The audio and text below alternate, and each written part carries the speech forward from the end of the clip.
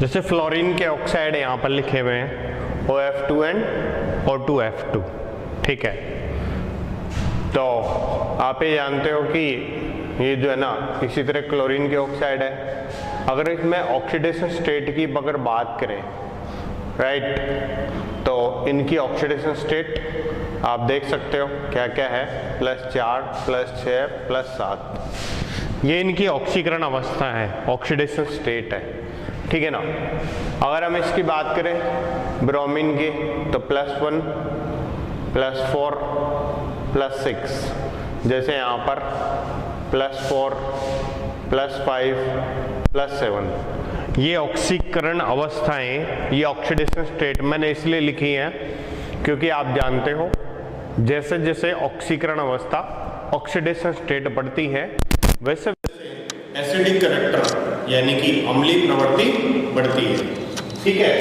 तो एक अपन एग्जाम्पल के तौर पे लेते हैं। अगर हम बात करें क्या, अम्लीय प्रवृत्ति, ठीक है, या अपन बोले एसिडिक नेचर, तो एसिडिक नेचर का ऑर्डर क्या हुआ, जैसे कि हम क्लोरीन की बात करें तो ऑक्सीडेशन स्टेट कितना है, +1, ठीक है। तो +1 से ज्यादा वाला अम्लीय कौन सा हुआ, +4 वाला। इसके बाद जैसे कि अपन बोल सकते हैं +6 वाला और फिर +7 वाला, ठीक है। तो जैसे जैसे ऑक्सीकरण अवस्था बढ़ेगी वैसे वैसे जो है ना एसिडिक कैरेक्टर यानी कि अम्लीय प्रवृत्ति ऑक्साइड की बढ़ेगी। नॉन मेटल है, अधातु है, अधातु के ऑक्साइड क्या होते हैं, अम्लीय होते हैं। तो इसके ऑक्साइड भी क्या है, क्लोरीन के ऑक्साइड अम्लीय होंगे, तो ये सारे अम्लीय ऑक्साइड है, ठीक है। अगर हम और बात करते हैं इनकी, तो जैसे हम बोलते हैं O2F2, राइट, तो O2F2 इसका विशेष रूप से उपयोग किया जाता है। O2F2 का उपयोग किया जाता है प्लूटोनियम के संवर्धन में, राइट। क्यों, क्योंकि ये क्या कहता है, अगर हम इसकी बात करें इसके यूज की, तो ये प्लूटोनियम को O2F2 परिवर्तित करता है PuF6 में, सही है, और O2 यहाँ पर प्राप्त होता है। तो ये यानी कि कोई नाभिकीय ईंधन है, वहां से प्लूटोनियम का संवर्धन करते हैं, एनरिचमेंट करते हैं, तो वहां पर उसका काम आता है, क्योंकि उस नाभिकीय ईंधन में से ये प्लूटोनियम को निकालकर PuF6 में चेंज कर देता है। तो इससे क्या है, प्लूटोनियम के संवर्धन में इसका यूज आता है, इसका उपयोग आता है, ठीक है। अगर हम इसमें और बात करें O2F2 के बाद, जैसे I2O5 का क्या यूज है यहाँ पर, ठीक है। I2O5 विशेष रूप से प्रयोग किया जाता है क्या, CO2, ठीक है।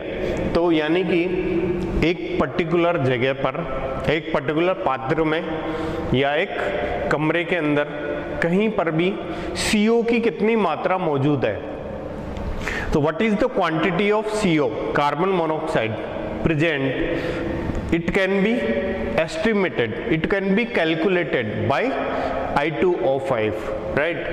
So I2O5 का यूज क्या है, इसका यूज अपन बोल सकते हैं क्या, ठीक है ना, CO के आकलन में कि कितना CO मौजूद है, क्वांटिटेटिव एस्टिमेशन होता है, मात्रा कितनी है, ठीक है ना। और आकलन कौन सा होता है, मात्रात्मक आकलन होता है, यानी कि अपन बोल सकते हैं क्वांटिटेटिव, ठीक है ना, एस्टिमेशन ऑफ CO2, तो इस तरह से अपन बोल सकते हैं। तो ये इसके यानी कि जो ना यूज है ना।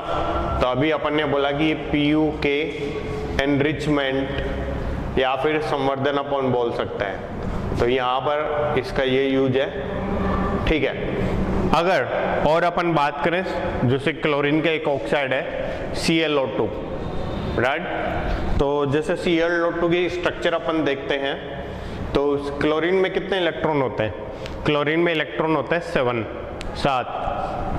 तो अगर 7 इलेक्ट्रॉन से अगर ऑक्सीजन की बॉन्डिंग कराते हैं तो डबल बॉन्ड, राइट। ClO2 की अपन बात कर रहे हैं, तो ClO2 में कितने हैं यहाँ पर बताओ, यानी कि 2 डबल बॉन्ड बन गए, 7 इलेक्ट्रॉन है, तो 1 2 3 4 5 6 7, एक यहाँ पर क्या हो गया लोन पेयर। तो यानी कि इसके अंदर क्या है अयुग्मित इलेक्ट्रॉन, राइट। तो ClO2 में अनपेयर्ड इलेक्ट्रॉन पाए जाते हैं, तो अपन बोल सकते हैं कि इस अनपेयर्ड इलेक्ट्रॉन प्रेजेंट होता है इसके अंदर, इस तरह से अपन कह सकते हैं। और आप जानते हो कि जो अनपेयर्ड इलेक्ट्रॉन है, राइट, अगर उसको पेयर किया जाएगा तो वो ज़्यादा स्टेबल होगा, ठीक है। अयुग्मित अगर युग्मित हो जाएगा तो ज़्यादा स्थायी होगा। इसलिए अपन ये बोल सकते हैं इसकी प्रॉपर्टी कैसे होती, ब्लीचिंग कारक होती है, विरंजक कारक होती है, ठीक है ना। ClO2 used as bleaching agent, ठीक है। तो ब्लीच करने में इसका यूज होता है, यानी कि विरंजन में, ठीक है। तो ये कुछ यूजेज है यहाँ पे मैंने आपको बताया। तो ये ऑक्साइड्स के यूज है ना। चलो इनके नोट्स में आपको सारी चीज़ें गिवन है कि किस तरीके से कौन कौन सी चीज़ें कौन कौन सी, मतलब वो सब लिखा हुआ है नोट्स में एज इट इज़। तो आपको परेशान होने की कोई ज़रूरत नहीं है, इसको लिखने की भी आवश्यकता नहीं है। यहाँ तो केवल आपको एक्सप्लेनेशन किया जा रहा है कि किस तरह से चीज़ें हो रही हैं यहाँ पर, ठीक है। अगर हम और बात करें इसके कंपाउंड्स की,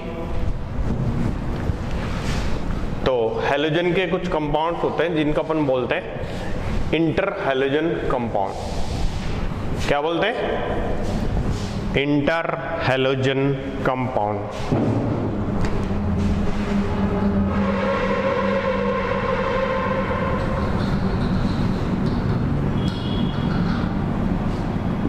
ठीक है। अगर हम इसको हिंदी में बोले तो क्या होता है, अंतरा हैलोजन यौगिक। तो इसके नाम से आपको दिखाई दे रहे हैं, ठीक है ना। इंटर हैलोजन का मतलब क्या है, जैसे हम बोलते हैं कि इंटर स्कूल, राइट, यानी कि 2 स्कूलों के बीच में कंपटीशन है। तो ऐसे अपन इंटर हैलोजन की बात करते हैं, तो इंटर हैलोजन मतलब 2 हैलोजन के बीच में, राइट। तो अगर हम 2 हैलोजन को मिला करके कोई यौगिक बनाते हैं तो उनको बोलते हैं अंतरा हैलोजन यौगिक। तो जैसे कि अगर हम बात करें कि 2 हैलोजन है X और X डैश, ठीक। तो इन दोनों से अपन यौगिक बनाएंगे, तो क्या क्या इनके फॉर्मूले होते हैं। तो अपन बोल सकते हैं, पहले तो अपन बात करते हैं कि अगर ये मान लेते हैं कौन सा, ये है छोटा यानी कि स्मॉलर, ये छोटा वाला हैलोजन है। X डैश ये अपन बोलते हैं कौन सा वाला, बिगर, यानी कि बड़ा हैलोजन है, राइट। तो आपको पता है बड़ा हैलोजन होगा तो ये क्या होगा पता है आपको, ये होगा central atom. Central atom means केंद्रीय परमाणु। तो इसको केंद्रीय परमाणु मानते हुए अपन क्या है इसके बता सकते हैं कि क्या क्या फॉर्मूलेज पॉसिबल है, ठीक है। तो इसके फॉर्मूलेज क्या पॉसिबल है, तो इनके फॉर्मूलेज यानी कि जो सूत्र होगा कौन सा होगा, X dash X, X dash X3, X dash X5, X dash X7, ठीक है। इसको बड़ा हैलोजन मानते हुए, राइट, अगर हम एक ऐसे कंपाउंड बनाते हैं तो ये इनके यौगिक बनेंगे, अंतरा हैलोजन यौगिक, ठीक है।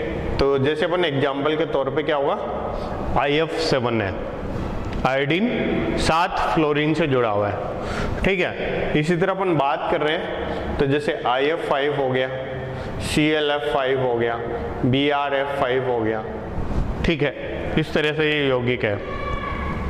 ऐसे हम बोल सकते हैं क्या, ClF3 है ना, BrCl3, ठीक है ना।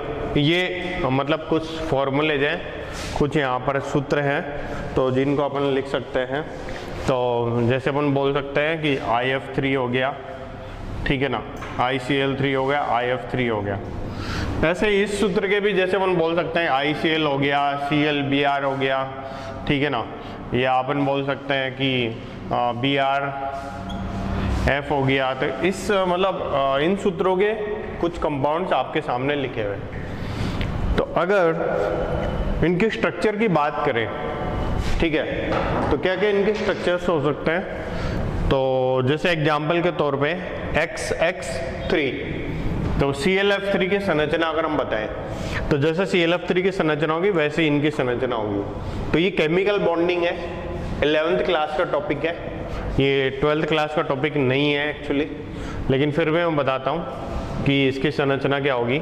तो अगर हम बात करें ClF3 के स्ट्रक्चर की, ठीक है ना, या X-3, तो अपन बात करें ClF3 की संरचना की, तो क्या होगी इसकी ClF3 की संरचना बताओ। क्लोरीन में कितने इलेक्ट्रॉन होते हैं? 7 इलेक्ट्रॉन है, 3 बॉन्ड बनेंगे फ्लोरीन के साथ, तो 3 इलेक्ट्रॉन यूज हो जाएंगे कोवेलेंट बॉन्ड बनाने में, सहसंयोजक बंध बनाने में। कितने बचे? 4 के कितने लोन पेयर बनेंगे? 2, राइट। तो 2 लोन पेयर होंगे, तो यानी कि इसके अंदर अपन बोल सकते हैं कि 2 तो लोन पेयर है प्लस 3 यहाँ पर क्या है? बॉन्ड्स है, 3 सिग्मा बॉन्ड है यहाँ पर। तो कौन सी स्ट्रक्चर बनती है? जब 2 लोन पेयर होते हैं, 3 सिग्मा बॉन्ड होते हैं, तो स्ट्रक्चर बनती है ट्रायगोनल बाइपिरामिडल में। अपनी बोल सकते हैं कि ये जैसे ClF3 में कौन सी स्ट्रक्चर आएगी?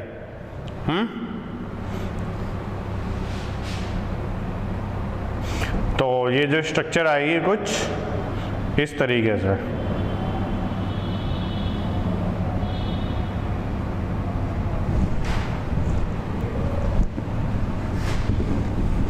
है ना, जिसको बोलते हैं टी आकृति। ऑलराइट, तो टी आकृति कैसे होती है? जैसे अपन बात करते हैं कि अगर हम 2 लोन पेयर को एडजस्ट करते हैं, एक लोन पेयर इधर, एक लोन पेयर इधर, एक इधर और ये इधर, तो कौन सी आकृति होगी? टी आकृति होगी। सही है, ठीक है। तो ये हो सकता है अभी आपको प्रॉपर दिखाई ना दे रहा हो, तो इसको एक बार और बनाते हैं। टी आकृति इस तरीके से,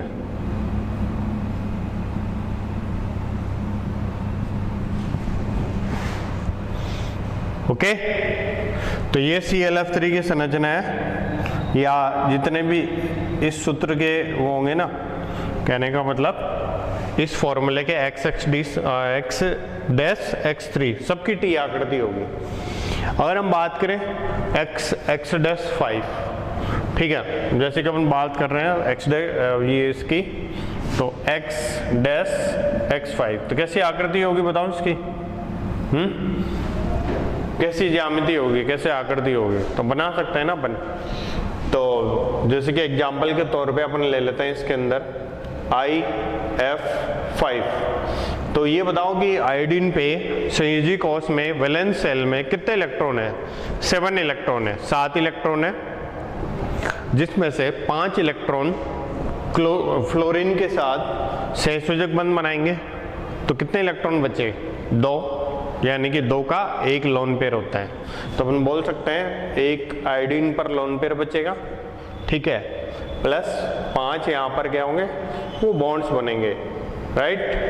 तो इसके अकॉर्डिंग अपन बता सकते हैं कि जब ऐसा होता है, ठीक है ना, तो क्या हो जाता है संकरण? ये हो जाता है sp3d2। तो जैसे यहाँ पर संकरण क्या है? sp3d। ये सब केमिकल बॉन्डिंग में आप लोग पढ़ते हो। तो sp3d2, राइट। तो इस तरीके से इसकी ज्यामिति बनती है, ठीक है। तो यहाँ पर 5 फ्लोरीन 3D में, यानी कि इस तरह से अरेंज होंगे, और आयोडीन सेंटर पर। तो कौन सी आकृति है बताओ? है कौन सी ज्योमेट्री है? जैसे टी शेप है, ऐसे ये कौन सी है? Square pyramidal. स्क्वायर पिरामिडल का मतलब क्या है? यानी कि वर्गाकार पिरामिडी, वर्गाकार पिरामिडी, ठीक है। ऐसे अपन बात करें किसके? अगर हम बात करते हैं किसकी? IF7 की। तो आपने बनाया हुआ IF7 आपकी उसके अंदर, तो क्या बोलते हैं IF7 को? इसको बोलते हैं विकृत अष्टफलकीय, ठीक है ना। तो अष्टफलकीय ज्यामिति में ये अपन बोल सकते हैं डिस्टॉर्टेड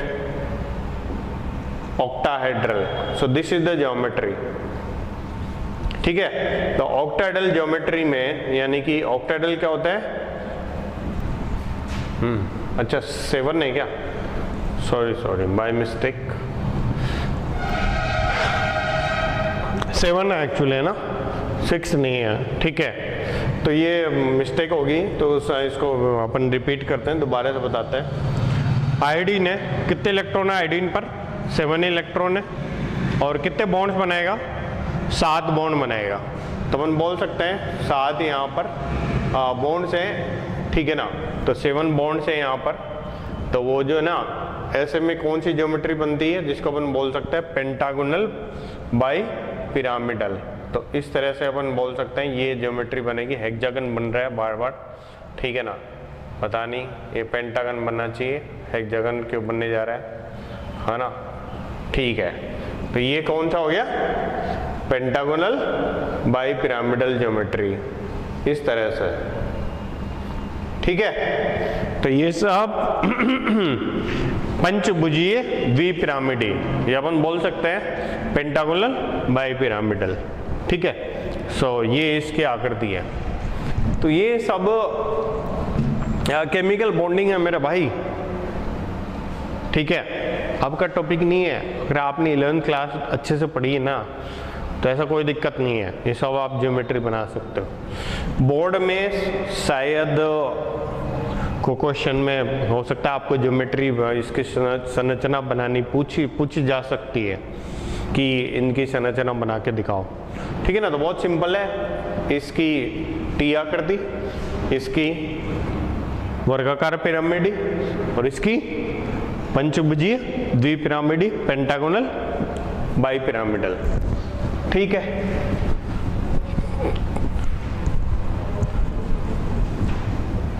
तो ये थे कुछ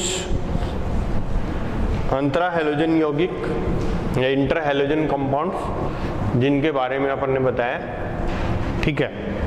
तो आप लोगों ने उसको देखा। अगर हम और बात करें इसकी, ठीक है, तो कुछ क्वेश्चंस लिखे हुए हैं ना आपके नोट्स के अंदर जो आपको प्रोवाइड करे गए हैं। तो उसमें एक प्रश्न लिखा हुआ है कि अंतरा हैलोजन यौगिक हैलोजन से अधिक क्रियाशील होते हैं क्यों? तो ऐसा कोई क्वेश्चन है ना, ठीक है। तो कैसे बताओगे? तो बता सकते हैं ना बहुत इजीली, ठीक है। तो अपन बोल सकते हैं कि जैसे कि पहले हम क्वेश्चन लिखते हैं, why inter halogen compounds are more reactive than halogen।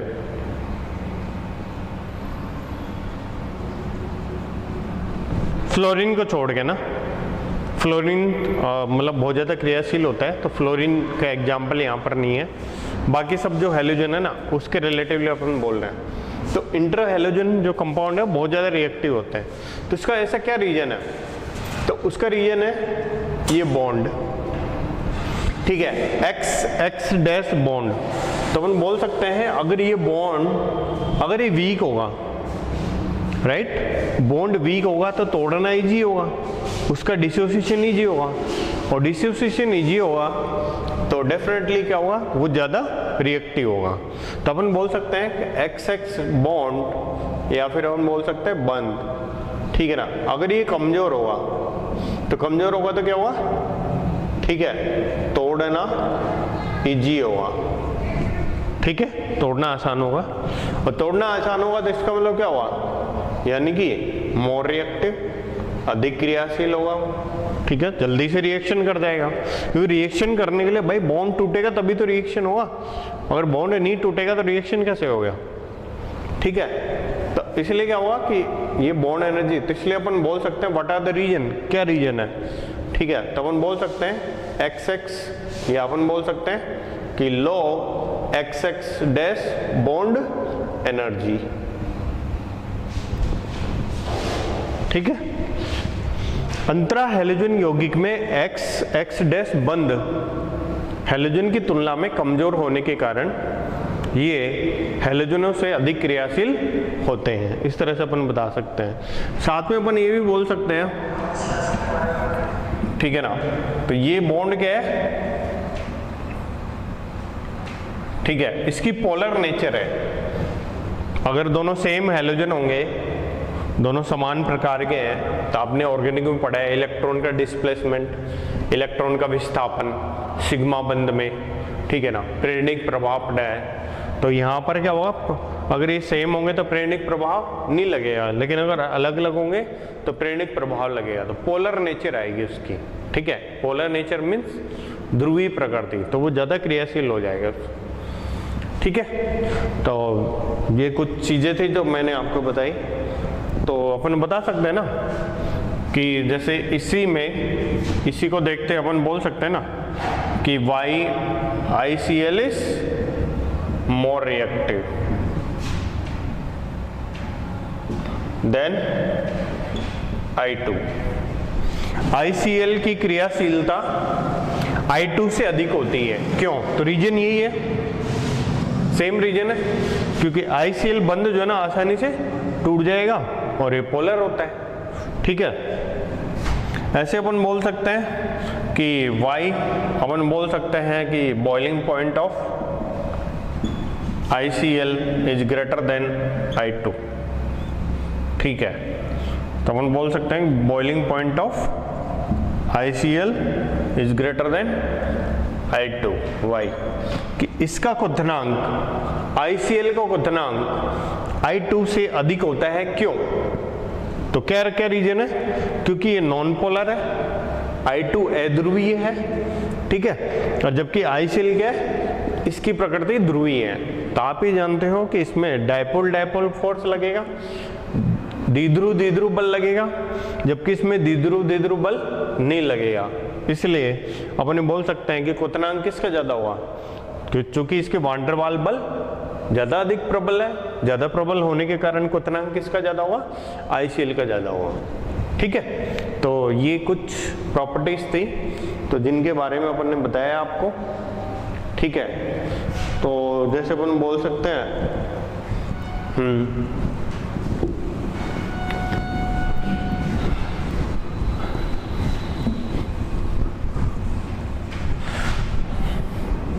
तो इसी क्रम में अगर आगे बढ़ते हैं ना, तो जैसे एक और क्वेश्चन लिखा हुआ है आपके नोट्स के अंदर, ठीक है, या ये इम्पोर्टेंट है ना, नीट के लिए भी, तो ये याद करना पड़ता है कि ClF3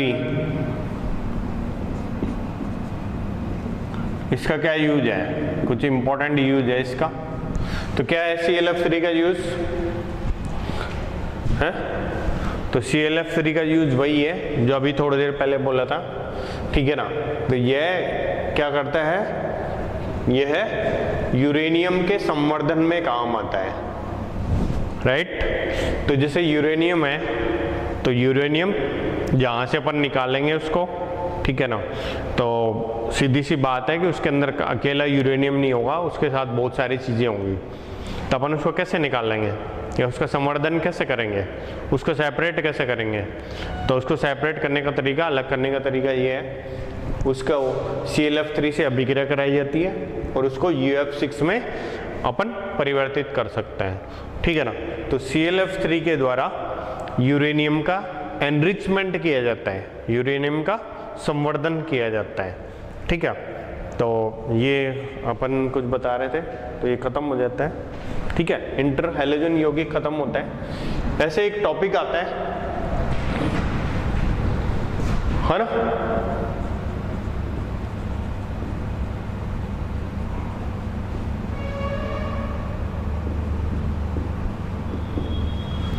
टॉपिक का नाम क्या है, स्यूडो हैलोजन। तो स्यूडो हैलोजन का क्या मतलब है, यानी कि स्यूडो पढ़ा है ना आप लोगों ने, जैसे कि स्यूडो फोर्स पढ़ा है। स्यूडो फोर्स का मतलब क्या होता है, छद्म बल, राइट। मतलब कि अगर हम इसकी बात करें तो यहाँ पर भी क्या है, मतलब हैलोजन के जैसा छद्म रूप धारण करके, मतलब छद्म रूप का मतलब ये होता है कि उसके जैसा लगे, है ना। जैसे रावण है, रावण ने साधु का वेश धारण किया था, तो वो साधु थोड़ी था, है, वो तो रावण था, लेकिन वो क्या था, यानी कि छद्म रूप धारण किया था उसने, ठीक है, छलिया, छल करने के लिए, ठीक है।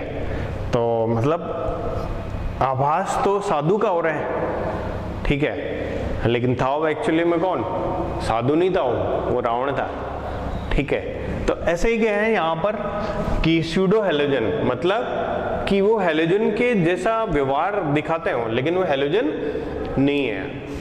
ऑलराइट, तो इनमें अपन बात कर रहे हैं जैसे कि SCN2, ठीक है ना, जैसे कि CnO2, ठीक है। तो ये है कुछ आपके सामने, क्या बोलते हैं इसको, स्यूडो हैलाइड, ठीक है, स्यूडो हैलोजेंस है। तो आप ये जानते हो जैसे इनका फॉर्मूला, ठीक है, तो जैसे इनका सूत्र कैसे आया देखो, यानी कि X2 के समान है, यानी कि जैसे अपन बोल सकते हैं ना F2Cl2Br2I2, जैसा हैलोजन का सूत्र है ना बिल्कुल वैसे के वैसा इनका सूत्र है, राइट, X2 के समान F2Cl2Br2I2। तो इसलिए अपन इसको क्या बोलते हैं, स्यूडो हैलोजेंस। और सिर्फ सूत्र होने से मतलब नहीं है, राइट। तो जैसे हैलोजन की प्रॉपर्टी क्या होती है, धातुओं के साथ वो क्या बनाते हैं, लवण बनाते हैं, ठीक है, सोल्ट बनाते हैं मेटल्स के साथ हैलोजेंस। तो इसी तरह से ये भी अपन क्या बोलते, जैसे NaCl होता है, ठीक है ना, या जैसे अपन बोल सकते हैं NaBr है या NaI है, तो ये क्या है पता है आपको, सोल्ट है। तो सेम अपन बोल सकते हैं कि NaCN, देखो तो सोल्ट की जैसी प्रॉपर्टी है, इस तरीके से NaCN या NaOCN, इस तरीके से, ठीक है। तो यानी कि इसको देखते हैं अपन क्या बोल सकते हैं, जैसे कि Cl minus Br minus I minus, इनको अपन क्या बोलते हैं, हैलाइड आयन, सही है। तो इनको अपन क्या बोलेंगे, इनको बोल सकते हैं अपन स्यूडो हैलाइड्स, ओके। क्योंकि जैसे X, जैसे ये हैलाइड आयन है तो ये स्यूडो हैलाइड है, ठीक है। तो हैलाइड आयन क्या होता है, सोल्ट बनाते हैं, ठीक है। जिस तरह का फॉर्मूला का हाइड्राइड बनाएंगे, जिस तरह का फॉर्मूला का और कंपाउंड बनाएंगे, उसी तरह से सेम ये भी उसी तरह के कंपाउंड बनाते हैं। तो इनकी खास बात होती है, ठीक है, इंपॉर्टेंट बात ये होती है कि हैलोजन के जैसे व्यवहार करते हैं, प्लस कम से कम एक नाइट्रोजन होना चाहिए। स्यूडो हैलोजन वो होते हैं जो हैलोजन के समान व्यवहार प्रदर्शित करते हैं और उनमें कम से कम एक नाइट्रोजन उपस्थित हो, राइट, ठीक है। यानी कि वे compound, those compound which behaves as halogens, ठीक है, and contain at least one nitrogen atom are called pseudo halogens, ठीक है। तो अगर हम बात करते हैं इनकी और प्रॉपर्टीज के बारे में, ठीक है, तो किस किस तरीके से प्रिपेयर किया जाता है, हैलोजेंस किस तरीके से प्रिपेयर होते हैं।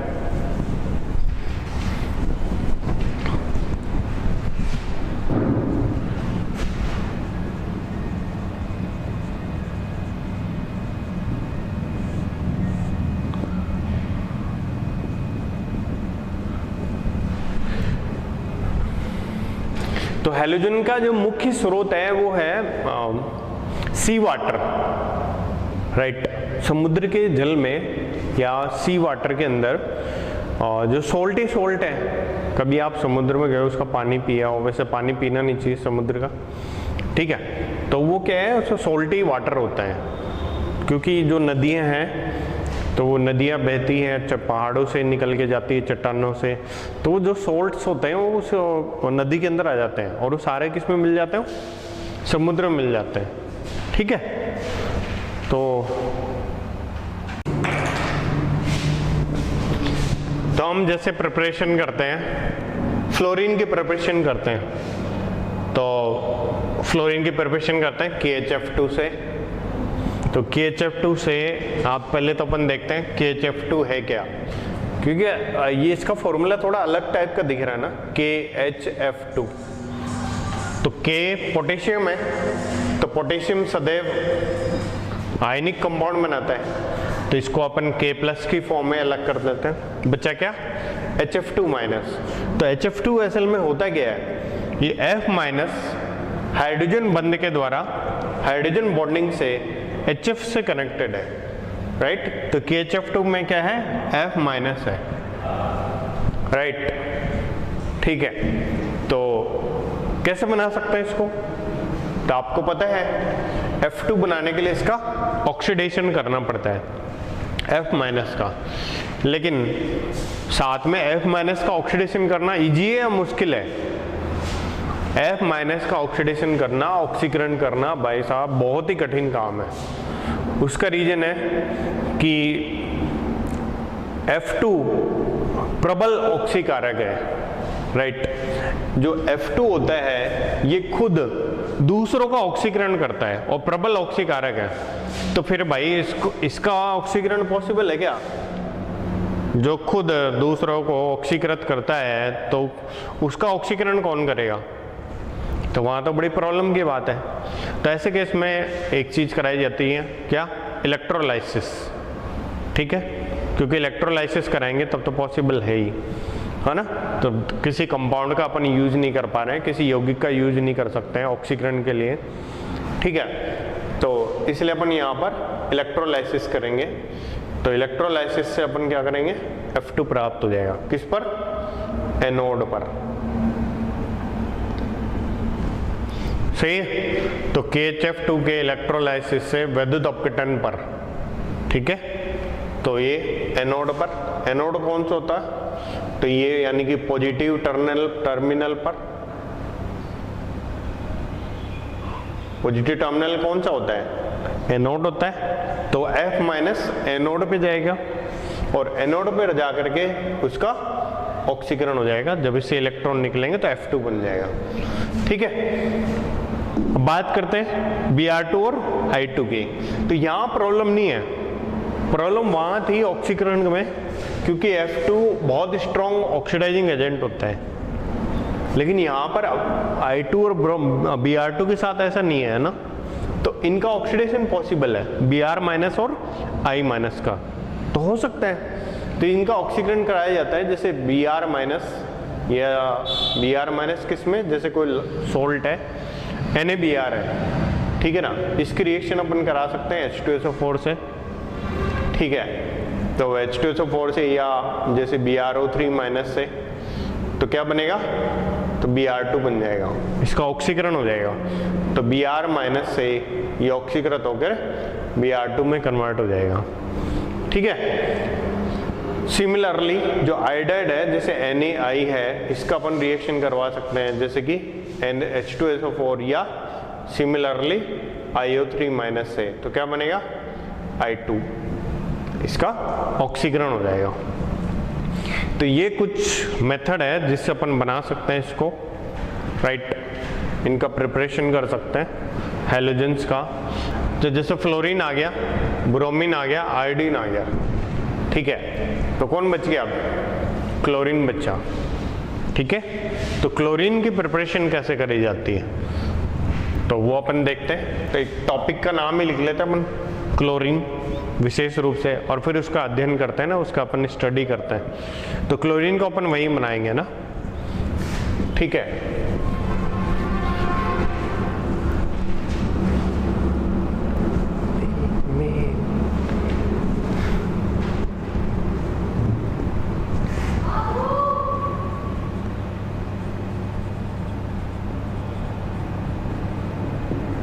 तो बात करें इसके प्रिपरेशन की, ठीक है, इसके निर्माण की, कैसे इसका निर्माण किया जाता है। तो इसका निर्माण किया जाता है क्योंकि हैलाइड के फॉर्म में होता ही, ठीक है ना, Cl माइनस की फॉर्म में। तो यहाँ पर भी ऑक्सीकरण करना पड़ता है, ऑक्सीडेशन करना पड़ता है। तो जैसे HCl है तो उसका अपन ऑक्सीडेशन कर सकते हैं MnO2 से, राइट। तो MnO2 से जब इसका ऑक्सीडेशन करेंगे, इसका ऑक्सीडेशन करते हैं, तो क्या मिलेगा अपने को, Cl2, ठीक, या NaCl या HCl बोल सकते हैं कि NaCl या HCl, इसका ऑक्सीडेशन कर सकते हैं, ऑक्सीडाइजिंग एजेंट KMnO4 जानते हो आप लोग, ऑक्सीडाइजिंग एजेंट होता है, या K2Cr2O7 हो सकता है, तो उसकी प्रेजेंस में इसका ऑक्सीडेशन कर सकते हैं, ठीक है ना। तो KMnO4 से इसका ऑक्सीडेशन करेंगे तो क्या बनेगा, Cl2 प्लस जो भी साइड प्रोडक्ट है, तो साइड प्रोडक्ट आपने लिखे हुए वहाँ पर, तो जैसे यहाँ पर साइड प्रोडक्ट के रूप में जैसे MnCl2 प्लस H2O, तो इस तरह से साइड प्रोडक्ट बनेंगे ना, प्लस जैसे KCl, इस तरीके से, सही है। तो अम्लीय माध्यम में आपको पता है किसमें परिवर्तित होता है, MnCl2 में, Mn+2 में चेंज होता है KMnO4, ठीक है। तो यहाँ पर भी क्या हुआ, ये MnCl2 प्लस H2, ये साइड प्रोडक्ट है। तो रिएक्शन क्या है, क्लोरीन हम बनाते हैं, ऑक्सीकरण करते हैं उस हाइड्रोजन क्लोराइड का या फिर उसके सोल्ट का, है ना, सोडियम क्लोराइड का। तो इस तरीके से अपन इसको बनाया जाता है इसमें, ठीक है मेरे भाई। अब इसमें आता है कि इंडस्ट्रियल प्रिपरेशन है। इंडस्ट्रियल प्रिपरेशन का क्या मतलब है, हेलो, क्या होता है इंडस्ट्रियल प्रिपरेशन, औद्योगिक उत्पादन। तो क्लोरीन का औद्योगिक उत्पादन किया जाता है डिकॉन प्रक्रम से। कौन से प्रक्रम से, डिकॉन प्रक्रम से। तो ये बोर्ड में भी क्वेश्चन हो सकता है कि डिकॉन प्रक्रम क्या होता है बताइए, 1 नंबर का क्वेश्चन है कि डिकॉन प्रक्रम को लिखिए, है ना। तो उसमें आपको डेफिनेशन लिखनी है कि डिकॉन प्रक्रम में होता क्या है, ठीक है। तो डिकॉन प्रक्रम में HCl का, है ना, ऑक्सीजन से या वायु से अपन बोल सकते हैं, HCl का वायु द्वारा MnO2 उत्प्रेरक की उपस्थिति में, HCl का ऑक्सीजन या वायु द्वारा MnO2 उत्प्रेरक की MnO2 नहीं है, सॉरी, CuCl2, है ना, बाय मिस्टेक। तो अपन ये कह रहे थे कि HCl का ऑक्सीकरण किया जाता है CuCl2 उत्प्रेरक की उपस्थिति में, तापमान होता है लगभग 723 केल्विन के आसपास, और इस तरीके से इसका उत्पादन किया जाता है। तो ये है डिकॉन प्रक्रम, ठीक है। कौन सा प्रक्रम है, तो ये है डिकॉन प्रक्रम, ठीक है। तो अंग्रेजी में इसको लिखते हैं डिकॉन प्रोसेस। तो बोर्ड के लिए इंपॉर्टेंट है भाई, एक नंबर का प्रश्न है बोर्ड का, ठीक है। तो इसमें बोला जाता है CuCl2 उत्प्रेरक की उपस्थिति में, CuCl2 उत्प्रेरक की उपस्थिति में 723 केल्विन ताप पर HCl का ऑक्सीकरण वायु द्वारा कराने पर क्लोरीन गैस का निर्माण होता है, जिसे डिकॉन प्रक्रम कहते हैं, ठीक है। Okay, oxidation of HCl is carried out in the presence of MnO2 catalyst at 723 Kelvin by air. Then chlorine is produced. This process is known as Decon process. It is used for industrial preparation of chlorine. यह है chlorine के व्यावसायिक उत्पादन में काम आती है। तो इस तरीके से अपन डिकॉन प्रक्रम को 1 मार्क्स के लिए लिख सकते हैं अपन, ठीक है। और अपन क्लोरीन कैसे बना सकते हैं कि जैसे NaCl विलयन है, राइट, तो NaCl विलयन है, तो इसका अपन क्या कर सकते हैं, इलेक्ट्रोलाइसिस कर सकते हैं, जो आप पढ़ोगे उसके अंदर, या विद्युत अपघटन कर सकते हैं। तो विद्युत अपघटन में आप जानते हो कि जैसे कि NaCl में कौन है, Cl-, विद्युत अपघटन करेंगे तो एनोड पर ऋणायन, एनोड पर क्या होता है, विद्युत अपघटन के दौरान एनोड पर ऋणायन ऑक्सीकृत होते हैं, तो एनोड पर आपको क्या मिलेगा, Cl2 प्राप्त होगा। तो ये है इसके निर्माण के तरीके, HCl NaCl के ऑक्सीकरण पर डिकॉन प्रक्रम द्वारा, राइट, ठीक है ना। बोर्ड के लिए है लास्ट सोडियम क्लोराइड है, जिसको अपन बोल सकते हैं ब्राइन या NaCl विलयन, उसका अपन क्या कर सकते हैं, विद्युत अपघटन करते हैं, ठीक है। और एनोड पर हमें क्या मिलती है, Cl2 मिलती है, ठीक है। Thank you.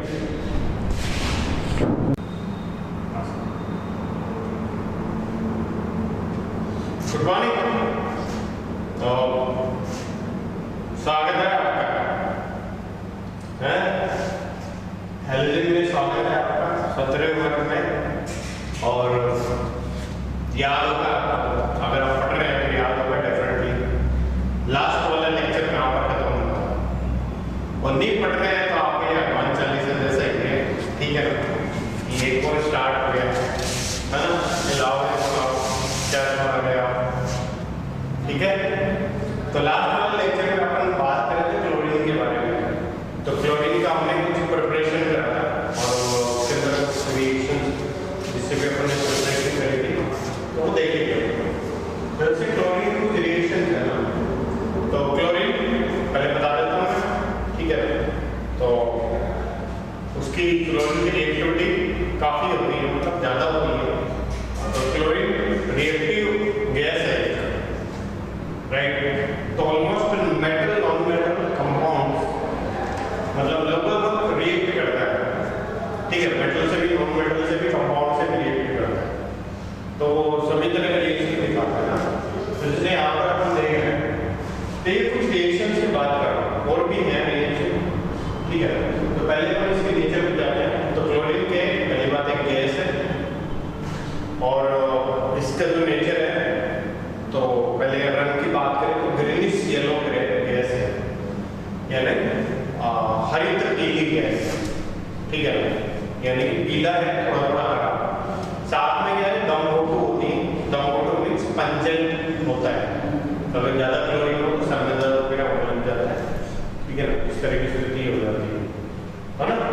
तो बात करते हैं क्लोरीन की रिएक्शन की। तो अगर हम इससे रिएक्शन का रास्ता क्या पड़ेगा, मेटल क्लोरीन क्या बनेगा, क्लोराइड क्या होता है, HCl।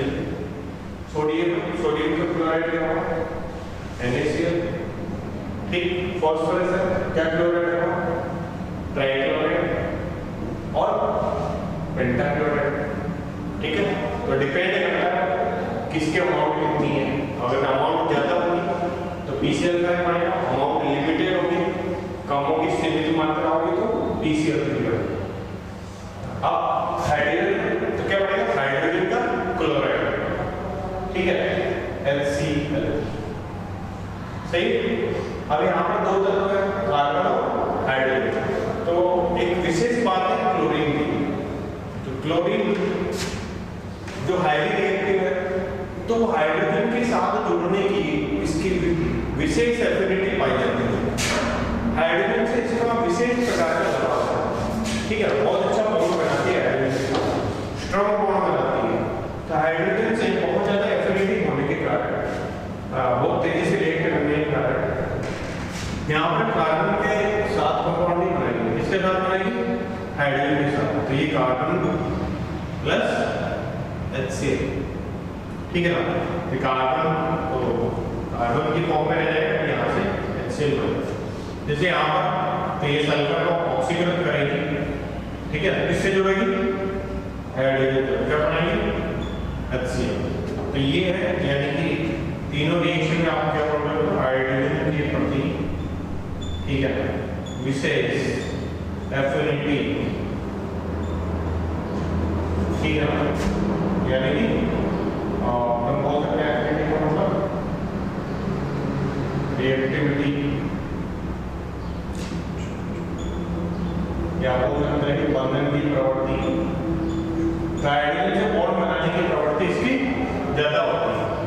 तो ये आप जानते हो कि क्या बनता है, SO2Cl2 बनता है, ठीक है। जैसे इसके साथ SOCl2, जैसे सल्फर के साथ ये बनाता है H2Cl2। तो ये सारे प्रोडक्ट लगभग देखे हुए, इसको छोड़ के H2Cl2, ठीक है। तो ये मोनोक्लोराइड बनाती है सल्फर के साथ, ये सल्फर का मोनोक्लोराइड है, राइट। इसलिए यहाँ पर कार्य लगाए, हाँ, क्योंकि जैसे अगर रिएक्शन का आपका सोचना होगा कि इसको डाइक्लोराइड बना देते हैं, टेट्राक्लोराइड बना देते हैं, इसको याद करना है कि इसमें क्या बनता है, मोनोक्लोराइड बनता है, ना कि डाइक्लोराइड, टेट्राक्लोराइड और हेक्साक्लोराइड। तो ये कुछ रिएक्शन है आपके सामने जो आप देख सकते हो, ठीक है। तो विजिबल होगा सामने कैसे क्या है, और अगर हम देखते हैं क्लोरीन के रिएक्शंस है ना, तो इसकी बिजली का इंपॉर्टेंट रिएक्शन होता है NaOH के साथ। किसके साथ? NaOH के साथ। तो क्लोरीन की रिएक्शन NaOH से कराता है। अब ये NaOH क्या है? NaOH एक क्षार है, एक बेस है। अब क्लोरीन को छोड़ दिया NaOH के साथ, बोले रिएक्शन कराओ, तो यार ये कैसे पॉसिबल है? रिएक्शन पॉसिबल नहीं है, ठीक है, क्योंकि ये बेस है, तो ये फिर एसिड नहीं है। एसिड बेस रिएक्शन होता है ना, एसिड तो है नहीं। अच्छा, फिर इसका रिएक्शन करना है ना, तो आपको पता है तो कोई तत्व आएगा। किस रूप में? तत्व रूप में, ठीक है, एलिमेंटल फॉर्म में। तो एलिमेंटल फॉर्म में जब भी किसी से रिएक्शन होता है ना, तो वो सीधी सी बात है, तो ऑक्सीडेशन होगा या रिड्यूस होगा। अगर किसी से जुड़ेगा, क्योंकि यहाँ तो ऑक्सीजन अवस्था जीरो है ना ऑक्सीडेशन स्टेट, लेकिन किसी से जुड़ेगा तो ऑक्सीडेशन स्टेट तो बदलेगी भाई, या तो नेगेटिव में जाएगी या पॉजिटिव में जाएगी, जीरो नहीं रहेगी, राइट।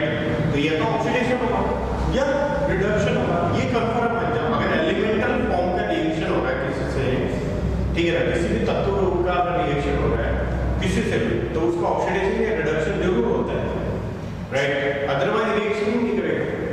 तो इसका भी ऑक्सीडेशन होगा, या तो ऑक्सीडेशन होगा या रिडक्शन होगा।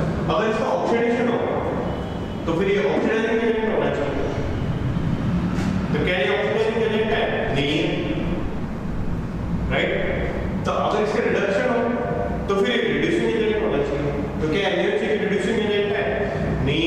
तो NaOH एक रिड्यूसिंग एजेंट भी नहीं, NaOH ऑक्सीडाइजिंग एजेंट भी नहीं, तो फिर ये तो गड़बड़ हो गया यार।